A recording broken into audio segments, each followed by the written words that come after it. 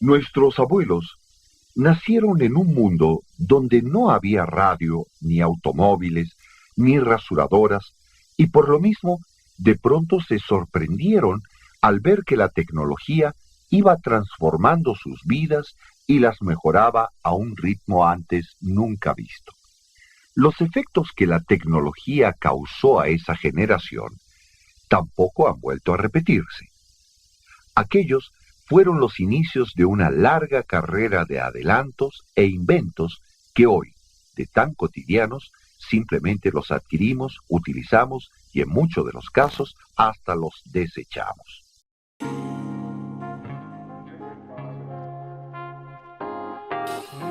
Los hombres que sobrevivieron a la Primera Guerra Mundial habrían de ser testigos de una rápida transformación del mundo. Como sabes, el dominio de la luz eléctrica comenzó a patentizarse desde el siglo XIX. El avance no solo trajo beneficios a la sociedad, también resultó una herramienta útil en los instrumentos bélicos que acabaron con millares de seres humanos.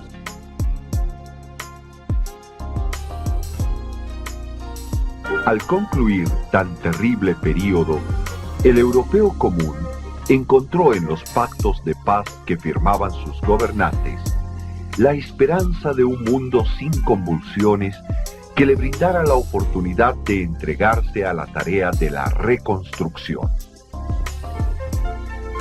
Mientras tanto, los estadounidenses se dedicaban a producir los bienes que la derruida Europa les demandaba.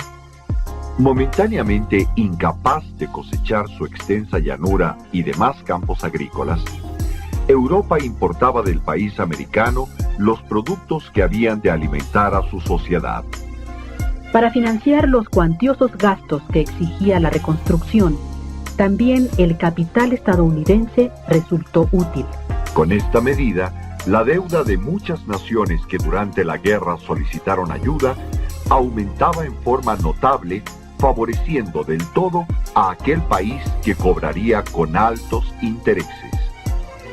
Y en la industria, la industria europea, aquella que antes de la guerra marcaba las pautas del avance, hacia los años 20, solo podía comenzar a renovarse. Por el contrario, en Estados Unidos, las fábricas experimentaban un creciente desarrollo, ya que durante años debieron abastecer al viejo continente. Además, una nueva forma de producción industrial se imponía.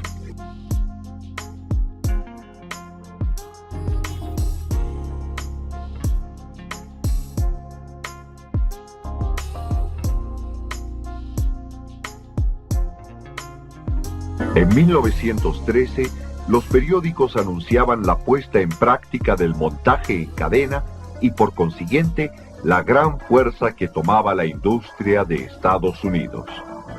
Lo novedoso en este proceso fabril era el hecho de que a lo largo de una línea de montaje que estaba en constante movimiento, cada obrero repetía centenares de veces la misma tarea.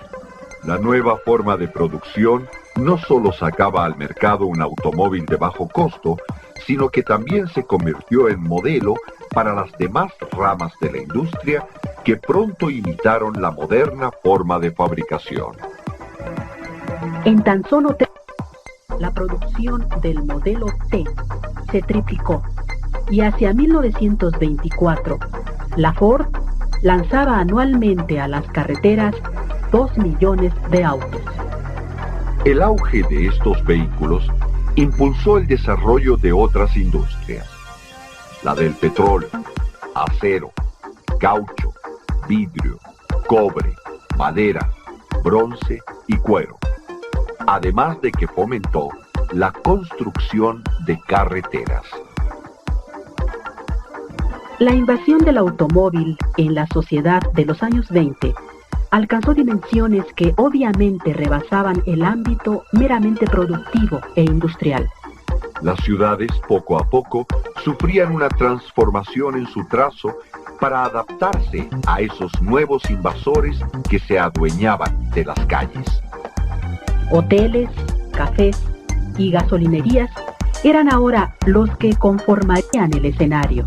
Las personas dispuestas a olvidar la guerra se sumergían en las noticias que les ofrecía la moderna tecnología y abordaban los coches dispuestos a recorrer grandes distancias.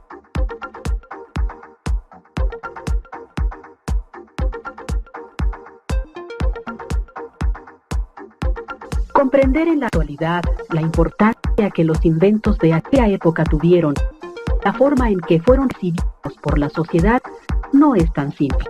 Tendríamos que comenzar por ubicarnos dentro de un mundo que, gracias a los esfuerzos y la capacidad intelectual de los científicos, hacía muy poco que había abandonado las velas y comenzaba a iluminarse. A partir de entonces, la electricidad fue el factor determinante para la puesta en funcionamiento de una serie de grandes inventos. Estadounidenses y europeos comenzaron a gozar de las delicias del cine. Poco antes de iniciar la Primera Guerra Mundial, los noticieros cinematográficos se convirtieron en las únicas fuentes de información de la sociedad. Así, la sociedad comenzó a sufrir un fenómeno que aún en la actualidad es común: la participación pasiva del espectador ante los acontecimientos sociales. Más tarde, la radio abrió nuevos caminos. Entre 1920 y 1924 se crearon emisoras en todas las naciones importantes del mundo. Los aparatos radiofónicos, pesados, voluminosos y dependientes de la electricidad, ocupaban un lugar preponderante sobre los muebles de estancias y comedores a fin de que la familia se reuniera para escucharla. La radio hizo populares numerosas expresiones, sugirió nuevas formas de comer, vestir y pensar.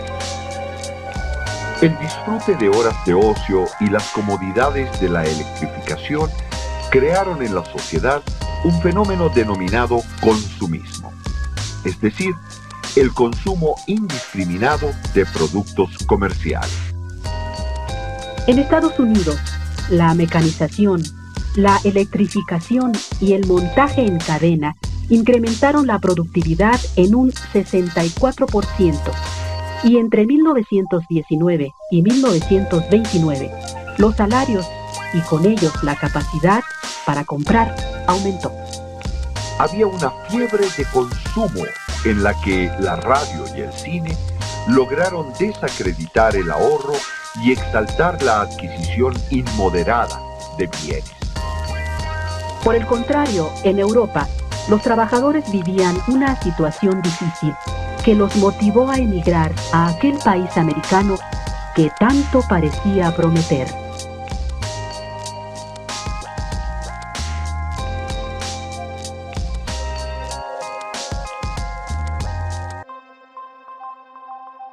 Si bien el hombre común se encontraba ante la promesa de un futuro de bienestar, los estudiosos de las finanzas podían apreciar un posible derrumbamiento de la economía estadounidense.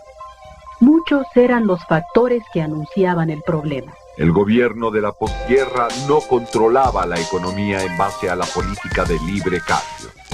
Se redujeron los impuestos de las clases más ricas con el fin de que invirtieran ese dinero en la industria o en el campo. Sin embargo, dichos capitales no siempre tuvieron ese fin.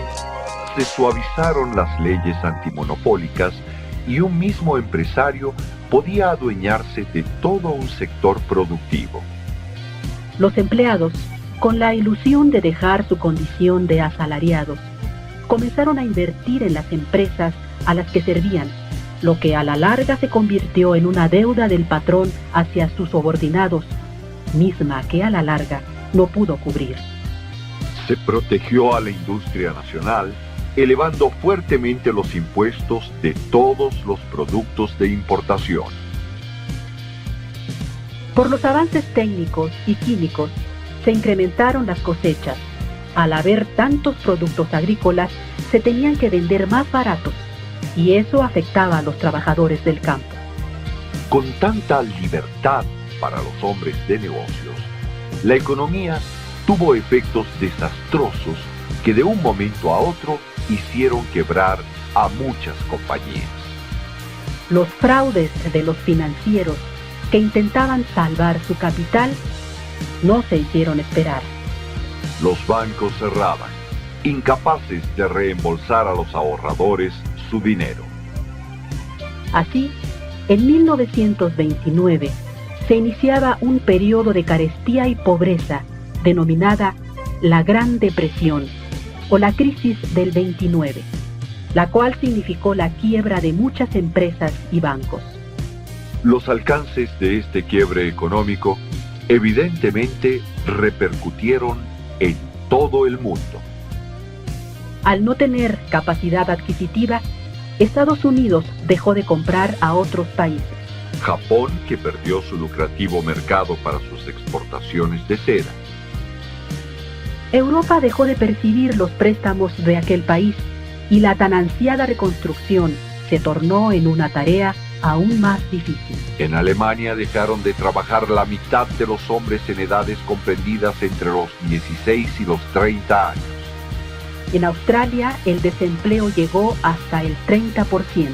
Mientras en las ciudades privaba el hambre, en el campo las cosechas se pudrían porque su recolección y transporte resultaban incosteables.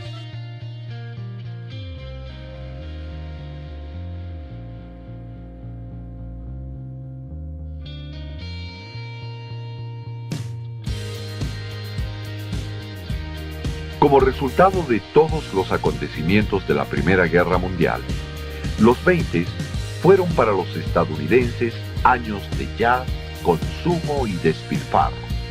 Ambiente fomentado por un gobierno que, en aras de incrementar su poderío, dejó en manos de los empresarios el manejo total de la economía. El desarrollo de la tecnología fue para la sociedad una posibilidad de descanso y esparcimiento, así como el empuje a una nueva práctica, el consumismo.